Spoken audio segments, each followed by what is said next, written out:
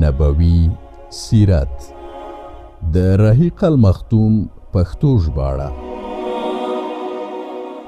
ځینې روایتونه وایي چې د صفا په غونډۍ وروسته له هغه چې رسول اکرم صلی الله علیه و آله وسلم خپله بلنه واوروله، ابولهب یوه تیږه واخیسته او غوښتل یې رسول اکرم صلی الله علیه و آله وسلم ورباندې وولي. له بعثت نه مخکې د ابولهب زامنو عتبه او عتیبه د رسول اکرم صلی الله علیه و آله وسلم له لوڼو رقیې او ام کلثوم رضی الله تعالی عنهما سره ودونه کړي وو. خو له دې بعثت نه وروسته ابولهب خپل زامن دې ته اړ ایستل چې د رسول اکرم صلی الله علیه و آله وسلم لوڼو ته طلاق ورکړي. هغه وخت د رسول الله صلی الله علیه و آله وسلم دوهم زوی عبدالله وفات شو. ابولهب له ډېرې خوشحالۍ نه منډې کړې او خپلو ملګرو ته یې زیری ورکاوه چې محمد صلی الله علیه و آله وسلم ابتر یا میراث شو.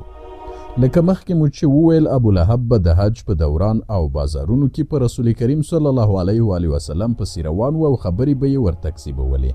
طارق بن عبدالله محاربي وایي ابولهب نه یوازې دا چې د رسول اکرم صلی الله علیه و آله وسلم خبرې به یې تکذیبولې، بلکې هغه جناب به یې په تیږو هم ویشته او د بشریت د عظیم لارښود صلی الله علیه و آله وسلم مبارکې پوندې به یې په وینو رنګولې. د ابولهب ښځې ام جمیل عروي بنت حرب بن امیه چې د ابو سفیان خور و، هم له رسول اکرم صلی الله علیه و آله وسلم سره د ابولهب په شان عداوت او کینه درلوده. اغزي به یې راټولول او د شپې له مخې به یې د رسول الله صلی الله علیه و آله وسلم په دروازه او لارو کې ورته شیندل. نوموړې ډېره خرابه ژبه درلوده. د الله تعالی د رسول صلی الله علیه و آله وسلم په شان کې ډېره ګستاخي او بېشرمي کوله. تورونه او تهمتونه به یې ورپسې تړل، فتنې او فسادونه به یې جوړول، او همدا وجه ده چې قرآن کریم ورته حماله الحطب ویلی دي. عروي چې کله واورېدل قرآن کریم د دې او د میړه ابولهب غندنه کړې ده، نو په داسې حال کې جومات یا مسجد الحرام ته راغله چې یو موټی تیږې هم ورسره وي. رسول اکرم صلی الله علیه و آله وسلم او ابوبکر رضی الله تعالی عنه د کعبې شریفې خواته ناست وو. کله چې ورنږدې شوه نو الله تعالی یې په سترګو پرده ور واچوله او رسول اکرم صلی الله علیه و آله وسلم یې نه لیده. ابوبکر رضی الله تعالی عنه ته یې وویل، ملګری دې چیرته دی؟ خبره شوې یم چې زما بدي بیان کړې ده. قسم په خدای که مې ولید نو په دې تږو به د ده خوله ورډکوم. ګوره زه یوه شاعره یم. بیا یې داسې وویل، موږ د مزمم په بدو یاد شوي، نافرمانی کړې، د هغه مو نه د منلي او د هغه دین مو د نفرت او حقارت له مخې پرېښی دی. دا خبره یې وکړه او ووتله. وروسته ابوبکر رضی الله تعالی عنه وویل، یا رسول الله، ایا هغې ته ونه لیدلې؟ رسول الله صلی الله علیه و آله وسلم وفرمایل، نه، زه یې ونه لیدلم، ځکه الله تعالی یې په سترګو پرده واچوله. ابوبکر بزار دا کیسه را نقلوي او وایي، کله چې عروي راغله، ابوبکر رضی الله تعالی عنه ته یې وویل، ستا ملګري زموږ هجوه یا بدي ویلې ده. ابوبکر رضی الله تعالی عنه ځواب ورکړ، نه، قسم په الله هغه شعر نه وایي. ام جمیل ورته وویل، ته مصدق یې، خبره دې د منلو ده. ابولهب سره له دې چې د رسول اکرم صلی الله علیه و آله وسلم تره هم و او ګاونډی هم، خو بیا یې هم دا ټول ظلمونه ترسره کول. د ابولهب کور د رسول اکرم صلی الله علیه و آله وسلم له کور سره بالکل جوخت څنګ په څنګ و. نوموړي به لکه د نورو مشرکینو په شان رسول اکرم صلی الله علیه و آله وسلم ته په خپل کور کې هم ضرر او اذیت رساوه. ابن اسحاق وایي د رسول الله صلی الله علیه و آله وسلم د ګاونډیانو له جملې نه ابولهب، حکم بن ابي العاص بن امیه، عقبه بن ابي معيط، عدا بن حمراء السقفه او ابن الاسده الحزلی دومره شریر او خبیث و چې رسول اکرم صلی الله علیه و آله وسلم یې حتی په خپل کور کې هم له شره په امن نه و. دې شریرو به په کور کې هم اذیت ور رساوه، او له دې جملې نه یوازې حکم بن ابوالعاص و چې د اموي خلیفه مروان پلار و، په اسلام مشرف شوی و، نور ټول مشرک مړه شوي دي. د هغوی د اذیت رسولو یوه طریقه دا وه چې کله به رسول اکرم صلی الله علیه و آله وسلم لمونځ کاوه، نو کومه یو به یې د میږې پیروان ورباندې ورواچاوه، او یا به چې کله رسول الله صلی الله علیه و آله وسلم دیګ باندې کړی و، نو دوی به پریوان راواخیسته او د دیګ پر سر به یې ورواچاوه. بالاخره رسول اکرم صلی الله علیه و آله وسلم مجبور شو چې یوه پناه یې جوړه کړه، تر څو د لمانځه په وخت کې د دوی له شره په امن وي. او کله چې به نوموړو مشرکینو پر ایوان او یا کثافت ورباندې ورواچاوه نو د الله تعالی رسول الله صلی الله علیه و آله وسلم به په یو لرګي سره راپورته کړ. په دروازه کې به ودرېد او فرمایل به یې ای بني عبد مناف دا څه ډول ګاونډیتوب دی؟ بیا به یې پر ایوان ایسته واچاوه. عقبه بن ابي معيط په دې خباست کې نور هم وړاندې تللی و. بخاری شریف له عبدالله بن مسعود رضی الله تعالی عنه نه روایت کوي چې یو ځل رسول الله صلی الله علیه و آله وسلم د کعبه شریف خواته لمونځ کاوه. ابو جهل او ډله یې ناست و. کوم یوه یې وویل څوک به د بني فلان د اوښ لری او کلمې راوړي او کله چې محمد صلی الله علیه و آله وسلم په سجده څوملي دا شیان یې په شا ور واچوي. په دې وخت کې تر ټولو بدبخته او خبیث سړی عقبه بن ابو معيط پاڅېد. هغه شیان یې راوړل او کله چې رسول الله صلی الله علیه و آله وسلم سر په سجده کېښود هغه شیان یې ورباندې ورواچول. ابن مسعود رضی الله تعالی عنه وایي ما کتل خو هیڅ مې له لاسه نه و پوره. ویل مې کاشکې مرستندوی مې درلودی. ابو جهل او ډلې خندل او له ډېرې خوشحالۍ او غرور نه یو پر بل ورکږېدل. یوې خوا بلې خوا ته اوړېدل. رسول اکرم صلی الله علیه و آله وسلم همداسې سر په سجده پرېوت او تر څو فاطمه رضی الله تعالی عنها راغله او هغه شیان یې ورنه ایسته کړل. رسول اکرم صلی الله علیه و آله وسلم سر راوچت کړ او 3 ځله یې وفرمایل ای خدایه له قریشو سره پوه شې چاره یې ور وکړې. په مشرکینو هم د رسول اکرم صلی الله علیه و آله وسلم دی دعا اثر وکړ او ډیره سخته ورباندې تمام شوه ځکه هغوی داسې باور درلود چې دلته دعاګانې قبلیږي. رسول اکرم صلی الله علیه و آله وسلم بیا وفرمایل ژباړه ای خدایه ته د ابو جهل، عتبه بن ربیعه، شبیه بن ربیعه، ولید بن عتبه، امیه بن خلف او عقبه بن ابي معيط چاره ور وکړي. ابن مسعود رضی الله تعالی عنه وایي اوم نوم یې هم یاد کړ خو زما په یاد نه دی. ابن مسعود بیا وایي قسم په خدای دا ټول کسان چې رسول الله صلی الله علیه و آله وسلم یې نومونه واخیستل د بدر په ورځ مې ولیدل چې ټول مړه او مردار پراته او په کنده کې غورځېدلي وو. امیه بن خلف به چې کله رسول الله صلی الله علیه و آله وسلم ولید نو استهزاء به یې ورپورې کوله، اشارې او سترګکونه به یې کول. نو د ده په هکله الله تعالی دا آیت را نازل کړ ویل لکل همزة لمزه. ابن هشام وایي همزه هغه سړي ته ویل کیږي چې په ښکاره سره بل سړی کنځي، په سترګکونو او اشارو سره ملنډې ورباندې وهي، او لمزه هغه ته وایي چې په پټه سره د خلکو بد وایي او اذیت ورته رسوي. د امیه ورور ابی بن خلف د عقبه بن ابو معيط ډیر نږدې ملګری و. یو ځل عقبه د رسول اکرم صلی الله علیه و آله وسلم په حضور کې کېناست او څه خبرې یې ورنه واورېدې. خو کله چې ابی بن خلف ورباندې خبر شو نو عقبه یې ډیر بېزړه وباله، زیات تهدید کړ او غوښتنه یې ورنه وکړه چې لاړ شي او رسول الله صلی الله علیه و آله وسلم ته ورتوف کړي. هغه خبیث هم همداسې وکړل او د پخپله یعنی ابی بن خلف یې وروس شوی هډوکی راواخیست، میده یې کړ او د رسول اکرم صلی الله علیه و آله وسلم په طرف یې ورپو کړ. اخنس بن شریق الثقفا په هم رسول الله صلی الله علیه و آله وسلم ته زیات تکلیف او اذیت رساوه. قرآن کریم د نوموړي نه هغه ناوړه صفتونه کړي دي چې د ده حقیقي بڼه لوڅوي او فرمایي ژباړه نو ته خبره مه منه د هر ډول قسم خوړونکي، سپک، عجیب ویونکي، تلونکي په چغلۍ سره، منع کوونکي، د خیر له حده تیریدونکي، په ظلم کې ډیر ګناهګار، بدخوی، سخت ویونکي، وروسته له دې ټولو عیبو حرامزاده. ابو جهل به کله ناکله رسول الله صلی الله علیه و آله وسلم په حضور کې حاضرېده او قرآن کریم به یې ورنه اورېده، خو ایمان به یې نه راوړ، نه به یې اطاعت کاوه او نه به یې په زړه کې خوف او ویره پیدا کوله، بلکې رسول الله صلی الله علیه و آله وسلم ته به یې هر ډول زیان او تکلیف رساوه. خلک به یې د خدای له دین څخه منع کول او بیا به یې په خپل دې باطل او ناروا کار فخر او ویاړ هم کاوه. قرآن کریم د ده یا ابو جهل په هکله فرمایي فلا صدق ولا صله ژباړه بیا یې یقین ونه کړ په مومن باندې او نه یې لمونځ وکړ. ابو جهل به تل د دې هڅه کوله چې رسول اکرم صلی الله علیه و آله وسلم له لمانځه نه منع کړي. یوه ورځ رسول اکرم صلی الله علیه و آله وسلم ولید چې له مقام ابراهیم علیه السلام سره لمونځ کوي، نو ورته وویل ای محمده آیا ته مې له دې کاره نه یې منع کړی؟ له دې سره یې اخطارونه او تهدیدونه هم شروع کړل.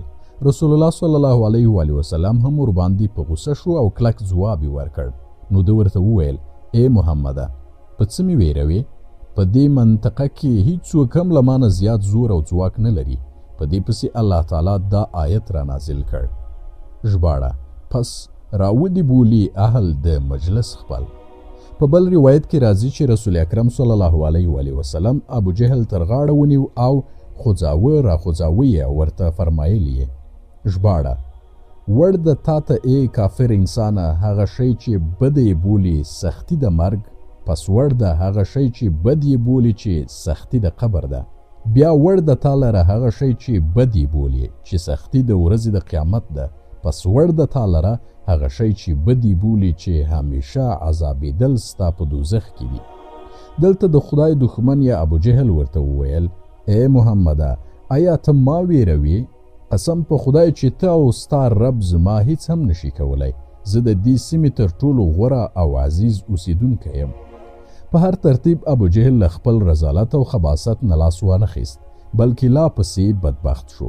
مسلم شریف له ابو هریره رضی الله تعالی عنه نه روایت کوي او وایي: ابو جهل یو ځل د قریشو سردارانو ته وویل: آیا محمد صلی الله علیه و وسلم ستاسې په وړاندې خپل مخ په خاورو کېږدي؟ دوی ورته وویل: هو. نو ده وویل: په لات او عزا قسم یادوم، که ما هغه په داسې حال کې ولید نو په غاړه به یې پل ورکېږدم او مخ به یې په خاورو ولړم. بیا وروسته کله چې ابو جهل ولید رسول اکرم صلی الله علیه و وسلم لمونځ ادا کوي، هغه ور روان شو او غوښتل یې چې پر مبارکه غاړه یې پل کېږدي، خو خلکو کتل چې بیرته په شا را روان دی او لاسونه یې داسې مخې ته نیولي چې ته به وایي له څه شي نه د ځان دفاع کوي. خلکو ورته وویل: ابوالحکمه، څه خبره ده؟ ده وویل: زما او د محمد صلی الله علیه و وسلم ترمنځ د اور یوه کنده ده. رسول الله صلی الله علیه و وسلم فرمایي. ژباړه: که چیرې ابو جهل ما ته رانږدې شوی وای نو ملایکو به ټوټه ټوټه کړی وای. دا هغه ظلمونه و چې د رسول الله صلی الله علیه و وسلم په حق کې ترسره کېدل. هغه رسول صلی الله علیه و وسلم چې د ټولو په وړاندې عزیز او قدرمن و، او د ابو طالب چې د مکې ډیر محترم او مخور شخصیت و، تایید او ملاتړ هم ورسره و.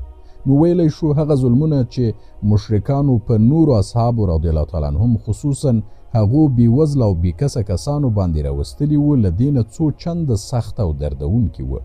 د هرې قبیلې مشرکانو به د خپلې قبیلې مسلمان غړي په ډول ډول عذابونو تعذیبول، او که څوک داسې مسلمان پیدا شو چې دلته به یې خپلوان نه درلودل، بېکسه او بېوطنه به وو، نو د قریشو سردارانو به داسې ظلمونه ورباندې کول چې وجدان یې له یاد نه شرمیږي. ابو جهل به چې خبر شو فلانی سړی مسلمان شوی دی، نو که هغه به د مقام او شرف خاوند و، د تهدید او اخطار لاره به یې ورسره نیوله او په دې به یې ویراوه که له اسلام نه وانه وړي نو د ځاني او مالي زیان انتظار دی باسي، او که دا به نوی مسلمان کمزوری او بېوسه و نو بیا به یې تر متروکو لاندې نیوه او واهه به یې، او د وهلو ټکولو له لارې به یې د هغه د بېلارۍ او ارتداد کوښښ او هڅې کولې، او همداراز نور خلک به یې هم د هغه په خلاف راپاڅول. د حضرت عثمان بن عفان رضی الله تعالی عنه تره به هغه د کجورو په پوزي کې نغښته او بیا به یې له لاندې نه دویه ورپسې کوله، دودونه یعنو لوګي به یې ورته جوړول.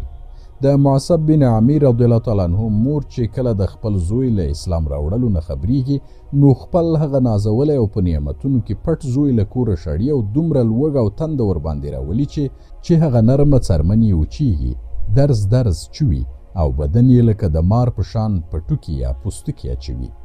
بلال بن رباح رضی الله تعالی عنه چې د امیه بن خلف غلام و، کله چې په اسلام مشرف شو نو امیه بن خلف به یې په غاړه کې پړی ورواچوه او هلکانو ته به یې په لاس ورکړ چې د مکې په غرونو کې تاو راتاو کړي.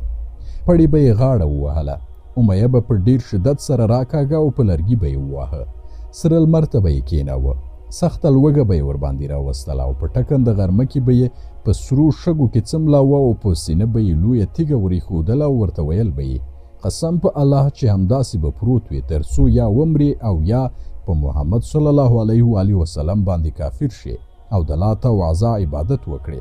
خو بلال رضی الله تعالی عنه به په همدې سخت حالت کې ویل: احد الله یو دی، الله یو دی. ترڅو یو ورځ ابوبکر صدیق رضی الله تعالی عنہ تیریده او بلال رضی الله تعالی عنہ په همدې حالت کې ولید. نو یې هغه په یو تور غلام او بل روایت د سپینو زرو په 7 یا 5 اوقیو یعنی 280 درهمه چې له 1 کیلو نه زیات سپین زر کیږي او په بل روایت په 200 درهمه چې 215 ګرامه سپین زر کیږي ورنه واخیست او آزاد کړ. عمار بن یاسر رضی الله تعالی عنہ چې د بني مخزوم غلام و د مور او پلاری چې کله ایمان راوړ نو مشرکانو خصوصا ابو جهل به هغوی په ټکنده غرمه کې له کوره ایستل او په سرو شګو کې به یې تعذیبول. یو ورځ رسول الله صلی الله علیه و وسلم تیریده او دوی هملته په عذاب او ځور کې و. نو د الله رسول صلی الله علیه و وسلم ورته وفرمایل ژباړه ای د یاسر اولادې صبر کوئ ستاسې ځای جنت دی. یاسر د همدې تعذیبونو په نتیجه کې مړ شو. سمیه د عمار مور هم د ابو جهل لخوا په فرش کې په نیزه ووهل شوه او په شهادت ورسېده. په دې ترتیب سره نوموړي د اسلام لومړنی شهید شمیرل کیږي. په عمار یې تکلیفونه او عذابونه نور هم زیات کړل. کله به یې سره لمر ته دراوه او کله به یې پر سینه سرې تیږې ورېښودلې او کله به یې په اوبو کې اچاوه او ورته ویل به یې تر هغې دې نه پرېږدو تر څو محمد صلی الله علیه و وسلم ته بد ونه وایې او د لات او عزا ستاینه او په غوروالي اعتراف ونه کړې. عمار رضی الله تعالی عنہ مجبور شو چې په خوله دا ورسره ومني، خو وروسته په ژړا د رسول کریم صلی الله علیه و وسلم حضور ته راغی او عذرونه یې ورته وړاندې کول. نو الله تعالی دا آیت شریف نازل کړ. ژباړه هر څوک چې کافر شو پر الله وروسته له ایمان راوړلو نو پرې غضب دی د الله، مګر هغه څوک چې زور پرې وکړای شو او مجبورن یې د کفر کلمه وویله، حال دا چې زړه د آرام نیونکی دی په ایمان سره. ابو فکیه چې نوم یې افلاح و د بني عبدالدار غلام و. هغوی به یې پښه پر رسۍ تړله او بیا به یې په ځمکه راکشاوه. خباب بن المر چې د انمار بنت سبا الخزامیه غلام و هم د مشرکینو لخوا په ډول ډول ربړول شوی دی. د سر له ویښتانو به یې راونیوه او راکشاوه به یې، ورمیږ به یې ورتاوه، ډېر ځله به یې په سرو سکروټو څملاوه او د پاسه به یې تیږې ورباندې ایښودلې چې راپورته نه شي. زنیره، نهدیه او لور یې ام عبیس هم هغه وینځې وې چې اسلام یې راوړی و او د اسلام په خاطر د مشرکینو لخوا ډېر زیات تکلیفونه او ربړونه ګاللي دي. د بني عدا قبیلې د بني معمل کورنۍ یوې وینځې اسلام راوړ. نو عمر رضی الله تعالی عنہ چې هغه وخت مشرک و همغه وینځه تر هغې ووهله چې ښه ستړی شو او وی ویل که ستړی شوی نه وای نو وهله به مې پسې. بیا ابوبکر صدیق رضی الله تعالی عنہ دغه وینځې واخیستلې او آزاد یې کړې، لکه څرنګه چې بلال او عامر بن فهیره اخیستي او آزاد کړي دي. مشرکینو به ځینې اصحاب رضی الله تعالی عنهم د اوښ یا غوایې په څرمنه کې نغښتل او بیا به یې سره لمر ته اچول. ځینې نورو ته به یې د اوسپنې زغرې ورغوستې او پر سرو تیږو به یې څملول. دا و هغه کسان چې د الله تعالی په لار کې ربړونه او ځورونه ګاللي دي. خو په لنډه توګه دا ویلی شو هر چا به چې ایمان راوړ که مشرکان به ورباندې خبر شول نو په آرام به یې نه پرېښود او ډېر عذابونه به یې ورباندې راوستل.